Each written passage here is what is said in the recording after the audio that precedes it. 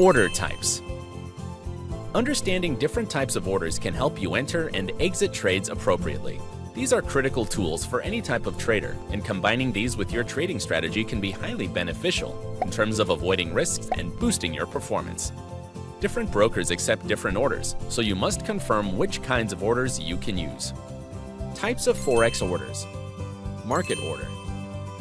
If you want to buy or sell a currency at the most beneficial price accessible, you will use this order. For instance, if the current bid price for GBP USD is 1.3001 and the ask price is 1.3020, you will be buying this at the price of 1.3020. Limit order.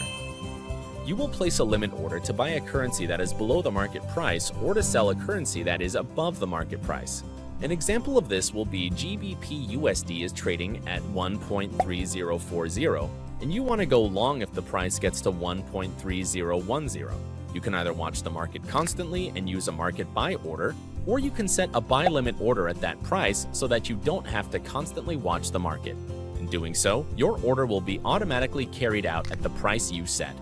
When it comes to a sell limit order, you will place this order above the current price if you assume that the price will go up in the short term, but you want to take advantage of a bearish trend from that level. Stop order.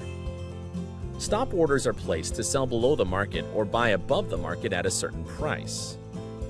If you think the price is going to move in a single direction, you will then use a stop order.